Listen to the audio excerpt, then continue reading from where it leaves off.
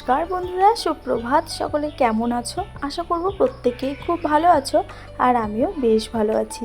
আজকের দিনটা হচ্ছে শনিবার, আর এখন ঘড়ির কাঁটায় বাজে সকাল 6টা। তো আজকের ব্লগটা এখান থেকেই তোমাদেরকে সাথে নিয়ে শুরু করলাম।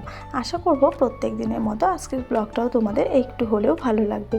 আর দেখতেই পাচ্ছ, ঘুম থেকে এই মাত্রই উঠলাম। উঠে একে একে জানালা দরজা সবটাই খুলে নেব। আর আমাদের ঘুম থেকে ওঠার আগে কিন্তু মা ঘুম থেকে উঠে যায়। আর বেশ কিছুদিন সকালবেলা করে প্রত্যেক দিনই কম বেশি কিন্তু ফোঁটা ফোঁটা বৃষ্টি পড়ছে, যার কারণে মর্নিং ওয়াকে যেতে পারছি না। তো সেই জন্য ঘুম থেকে উঠছি ওই 5:30 6টার দিক করে। তো আজকে 6টার দিক করে উঠেছি। বাইরেটা দেখো, মেঘলা মেঘলা ওয়েদার।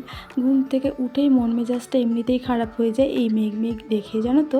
কারণ রোদ ওঠে না, জামা কাপড় চারিদিকে একদম কি বলবো, মেলা রয়েছে, ভিজে ভিজে ভাব, বিরক্তিকর একটা ব্যাপার। জানি না কবে যে বর্ষাটা একটু ভালো করে হবে, তারপরে দুদিন টানা রোদ দিবে। জামা কাপড়গুলো একটু সমস্ত কিছু রোদে দেবো ভালোভাবে। তো উঠে প্রথমে এই যে বাইরের চৌকিটাকে আমি ঝেড়ে নিই প্রত্যেক দিনই। এটার মধ্যে কতবার নোংরা করা হয় আর কতবার যে গোছানো হয়, সে আর আমি তোমাদের বলে বোঝাতে পারবো না। এই চৌকিটার তলায় রয়েছে এক বাক্স খেলনা, এক ব্যাগ রয়েছে, ব্যাগে করে ভরে রাখি আমি। তো সেই খেলনাগুলো ওরা বারবার বের করে খেলে আর এলোমেলো করে রেখে দেয়। 14বার করে গুছিয়ে গুছিয়ে আমি রাখি। এই চৌকিটা আমি ভেবেছিলাম যে ভালো করে সুন্দর করে চাদর টাদর পেতে বাইরেটা রাখবো, কিন্তু এই চৌকিটার উপরেই বিশেষ করে সবাই এসে আমদানি করে, আর যে আসে সে এখানেই বসে। তো সেই জন্য বিছানা কাঁথা করা হয় না চৌকিটার উপরে। তবে এর আগে একটা সব বিছানো ছিল, সবটা না ছিঁড়ে গেছে। ঘরে একটা সব রয়েছে, তোমরা তো দেখেছো, সেটা আমি কোনো দিন খাটের ওপরে পাতি, আবার কোনো দিন নিচে পেতে বসা হয়। তবে এই চৌকিটায় হবে না, চৌকিটার থেকে অনেক বড়, তো সবটাই নষ্ট হয়ে যাবে। তো সেই কারণে সবটা আমি আর বাইরে পাতি না। এটার জন্য আলাদা করে চৌকির মাপের একটা সব নিতে হবে। তো আমার ওই বাজারে যাওয়া হচ্ছে না বলতে, সব নেবো ভেবে তো যেতে হবে একদিন, তবেই গিয়ে নেওয়া হবে।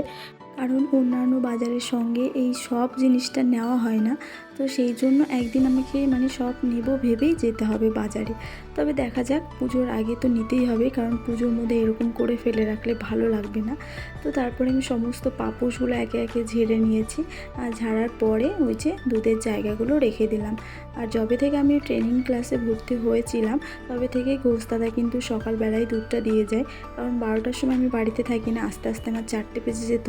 তখন কি হতো, দুধটা প্রায় নষ্ট হয়ে যেত। তো ইদানিং আমার কিন্তু শেষ হয়ে গেছে ক্লাস, আর আমি বাড়িতেই আছি, তোমরা দেখতেই পাচ্ছ। আর কিন্তু গুছিয়ে সংসারের কাজগুলোকে করতে পারছি বলে তোমাদের সঙ্গেও কিন্তু ব্লগ শেয়ার করতে পারছি। তো যাই হোক, তারপরে আমি আসলাম হচ্ছে ছাদে পাখিদেরকে খাবার দিতে। তো দেখো, ওরা সব চলে আসছে একে একে খেতে, আর এক ফোঁটা ফোঁটা বৃষ্টিও পড়ছে। তো এদিকে ওই যে ওরা খাবার খাচ্ছে। ওরা ভাবে যে আমাদেরকে খাবার খেতে দেয়, হয়তো মনে হয় আমাদেরকে ধরবে। তো ভীষণ ভয়ে ভয়ে ওরা কিন্তু খাবার খায়। তো যাই হোক, আর আমি এখন এবার কাজগুলো একে একে শুরু করব। রান্নাঘর দিয়ে আমার কাজগুলো শুরু হয়, তারপরে একে একে ডাইনিং ঘর। তোমরা হয়তো বলবে যে দিদিভাই, তোমার তো সেরকম ঘর দুয়ার নেই, তবুও হয়তো তোমার কাজই শেষ হয় না।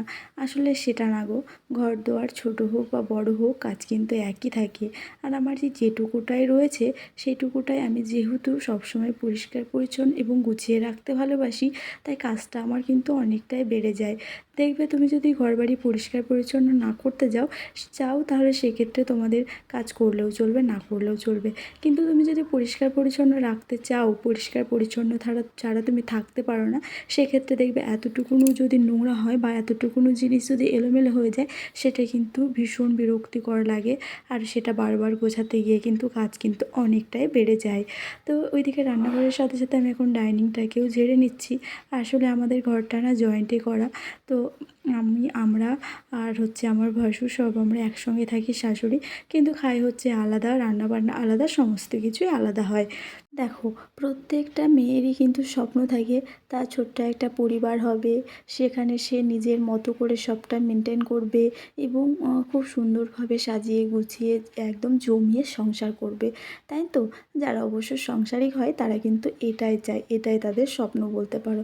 আমারও কিন্তু সেরকমই একটা স্বপ্ন রয়েছে যে আমার আমার ছোট্ট একটা বাড়ি হবে, যেখানে আমরা ছোট্ট একটা ফ্যামিলি থাকবো। শাশুড়ি মা সেটা যার কাছে ভালো লাগবে তার কাছে থাকবে, কিন্তু নিজের একটা ছোট্ট রান্নাঘর হবে, থাকার ঘর হবে, মানে পুরো সংসারটাই কিন্তু আলাদা হবে।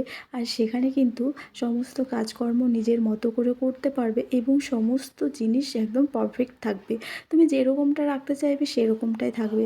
আর যেহেতু আমাদের ঘরটা জয়েন্টে, ঘরটা সেভাবে করা হয়নি, কারণ প্রথম থেকে ঘরটা ভুলভাবেই করেছে। এখন যদি সমস্ত কিছু পাট করতে যাই তবে অনেক খাটনি, আর সেরকম পরিস্থিতি এখন কারোরই নেই। তো সেই জন্য মানে যেমনটা আছে তার মধ্যেই যেমনভাবে চলা যায় সেভাবে আমরা আর কি চলি। তো এই হয়েছে ব্যাপার। যদি কোনো দিন চাই বা ঈশ্বর, তাহলে অবশ্যই নিজের মতো করে ওপরে করে নিতে পারবো, বা ইচ্ছে আছে নিজের মতো করে সবটা আর কি সেপারেট করে নেওয়ার। দেখো, সেটা তো আমাদের অনেকেরই অনেক রকম ইচ্ছে থাকে, কিন্তু সেই ইচ্ছেটা বা স্বপ্নটা যে কবে পূরণ হবে সে কথা আমরা কেউই বলতে পারি না।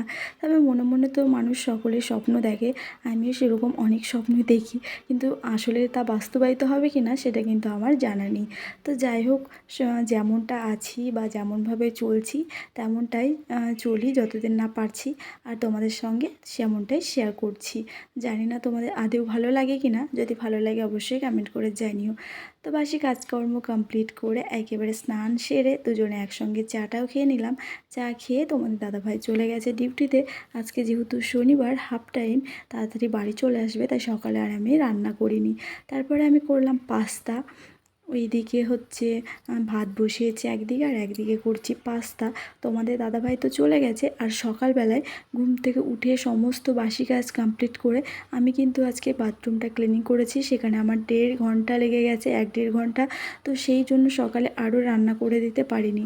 আর এই বাথরুম পরিষ্কারের কাজটা হাতে অনেকটা সময় লাগে, আর সকালবেলার দিক করে আমি সমস্ত কিছু করার চেষ্টা করি, কারণ সকালে মাম্মাম ঘুমিয়ে থাকে, একটু জ্বালাই কম, তো একভাবে কাজটা হয়ে যায় সুন্দর করে। তো সেই জন্য মাম্মাম ঘুমিয়েছিল, আর আমি বাসি কাজ সেরে একেবারে বাথরুম পরিষ্কার করে স্নান ধান করে উঠেছি, তারপরেই চা খেলাম। তো তোমাদের দাদাভাই তো চলে গেল, আর আমি এখন পাস্তাটা করছি। ঘরে কিছুই ছিল না, বিনস ক্যাপসিকাম এগুলো, তো গাজর ছিল, গাজর আর আলু দিয়ে করছি। আজকে যেহেতু শনিবার তাই সম্পূর্ণটাই নিরামিষই করেছি। ডিম ছিল কিন্তু ডিমটা আর দিইনি। তো এইভাবে পাস্তাটা খেতে মাম্মামও ভীষণ ভালোবাসে, মানে ডিম দিলে খায় না সেটা না, সেটাও খায়, মানে এরকম শুকনো শুকনো পাস্তা আর কি। সেটা মাম্মামও ভালো খায়, আমারও বেশ ভালো লাগে, আর তোমাদের দাদাভাইয়েরও পছন্দের একটা খাবার বলতে পারো। তা আমি গাজরটা আর আলুটা নুন হলুদ দিয়ে ভেজে নিয়েছি। তার আগে একটু গোটা জিরে আর কুচনো লঙ্কা আর আদা দিয়েছিলাম। তো সেটাকে ভাজার পর গাজর আলুটা ভেজে এখন পাস্তাগুলো দিয়ে দিলাম। পাস্তাগুলো হালকা নাড়াচাড়া করে ওর মধ্যে দিয়ে দিয়েছি সয়া সস আর দিয়েছি টমেটো সস। তারপরে দেখো নাড়াচাড়া করে আমি সব শেষে কিন্তু পাস্তা মশলাটা দিয়ে একদম নামিয়ে নিয়েছি। মানে পুরো রেডি, একদম সিম্পলের মধ্যে, খেতেও কিন্তু বেশ ভালো লাগে গরম গরম। পাস্তা বলো বা নুডলস বলো, যে কোনো জিনিসই কিন্তু গরমে ভালো লাগে, ঠান্ডা হয়ে গেলে সেটা একদমই ভালো লাগে না। তো এখানে প্রথমে পাস্তাটা করার পর আমি আগে টিফিন বক্সে তোমাদের দাদাভাইয়ের জন্য তুলে রেখেছিলাম। ও এসে খাবে, ততক্ষণে যদিও ঠান্ডা হয়ে যাবে, তবুও একটু খাবে, একা একাই খেয়ে নেবো সেই জন্য। আর এখন আমি আর এই যে মেয়ে দুজন মিলে নিয়ে বসেছি খেতে। পাস্তা খেয়ে ওইদিকে যাব দুপুরে রান্নাবান্নায়। আজকে তো শনিবার বললাম, সম্পূর্ণটাই নিরামিষ রান্না হবে। আর সপ্তাহের যেহেতু শেষের দিক, তো ঘরে কিন্তু একটাও সবজি নেই, শুধুমাত্র আলু আর গাজর পড়ে রয়েছে। তো দেখা যাক কী রান্না করব, এখনও সিদ্ধান্ত করে উঠতে পারিনি। তো খাওয়া দাওয়ার পর আমি এদিকে বসিয়েছি মুগ ডাল সেদ্ধ, আর সেদ্ধ হতে দিয়েছি ওই হাঁড়িটাই করে। আর হাঁড়িটা কিন্তু খুবই ছোট্ট হাঁড়ি, তো সেই জন্য আমি মাঝে মধ্যে ওর মধ্যে তরকারি রাখি বা ডাল সেদ্ধ করি, মানে একদমই ছোট। তোমরা হয়তো দেখে বলবে যে দিদিভাই হাঁড়িতে ডাল সেদ্ধ করছো বা তরকারি রাখছো, হাঁড়িটা ভীষণই ছোট, সেই কারণে আমি ওর মধ্যে রাখি। আর এদিকে আমি ভেজে নিচ্ছি হচ্ছে পাঁপড়। ডালের সঙ্গে পাঁপড় ভাজা হলে কিন্তু একদম জমে যায়, তো সেই জন্য আর কি পাঁপড় ভেজে নিচ্ছি। আর অল্প একটু সয়াবিন ছিল ঘরে, তো আলু আর সয়াবিন দিয়ে তরকারি করব।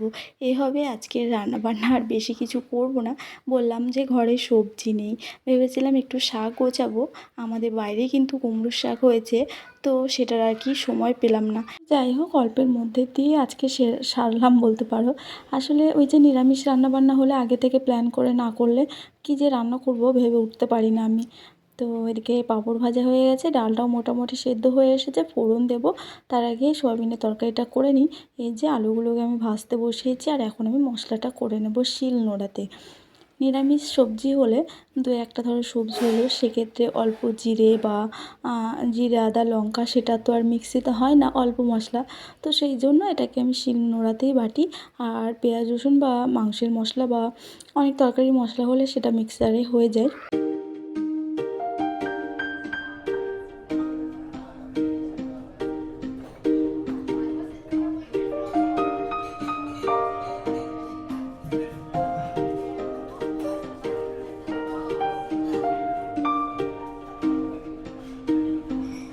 শিলনোড়ায় মশলা বাটতে বাটতে ওদিকে আমার আলু আর সয়াবিনটা কিন্তু ভাজা হয়ে গেছে। তো এখানে ভাজার পর মশলাটা দিয়ে দিলাম। বেশি কিছু মশলা আমি দিইনি, ওই জিরে আদা লঙ্কা, ব্যাস এটা হচ্ছে কমন মশলা। যে কোনো নিরামিষ তরকারিতে বেশিরভাগ আমি এই মশলাটাই দিই। কোনো কোনো নিরামিষ তরকারিতে সর্ষেটাও অ্যাড করি, তাছাড়া এর বাইরে আর কিছু দিই না।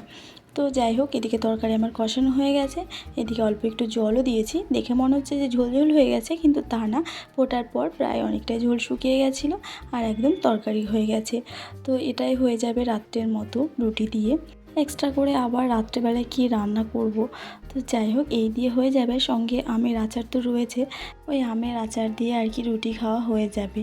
যদিও আমের আচার বা যে কোনো আচার খুব একটা আমি পছন্দ করি না, তবে তোমাদের দাদাভাই কিন্তু বেশ ভালোবাসে আচারটা, গরম ভাতের সঙ্গে বা রুটির সঙ্গে ও আবার খায়। তো এদিকে আমি ডালটাও ফোড়ন দিলাম, আর ডালের ফোড়নে আজকে আমি দিয়েছি শুকনো লঙ্কা, গোটা জিরে আর জিরে আদা লঙ্কা বাটা মশলা একটুখানি ছিল, তো সেটাই ভেজে ডালটা ফোড়ন দিয়ে দিয়েছি। আর আমাদের তো এইসব দিয়ে হয়ে যাবে, কিন্তু মেয়ের জন্য এই যে এখন একটা ডিমের অমলেট করে দিচ্ছি।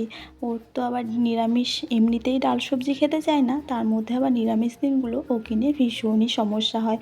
মেয়ের জন্য আলাদা করে এই যে একটা ডিমের অমলেট করে নিয়েছি, আর এটা আমি আলাদাই রাখবো। এই ডিমটা কিন্তু আমি আর খাবারের সঙ্গে কিন্তু ছোঁয়াবো না, কারণ এমনিতে নিরামিষ খাচ্ছি, তো সেই জন্য। সব শেষে এখন গ্যাসটা মুছে নিচ্ছি, আর আজকের খাবার দাবারগুলো আর এক্সট্রাভাবে তোমাদের দেখালাম না। তো যা যা রান্না করেছি সবটাই তোমাদের সঙ্গে শেয়ার করলাম। আর আজকের ব্লগটাও কিন্তু অনেকটা বড় হয়ে গেল, তবে তোমাদের আজকের ব্লগটা কেমন লাগলো সেটা অবশ্যই আমাকে একটা কমেন্ট করে জানিও। আর আমার চ্যানেলে যদি নতুন বন্ধু হয়ে থাকো তাহলে অবশ্যই চ্যানেলটা সাবস্ক্রাইব করে পাশে থাকবে।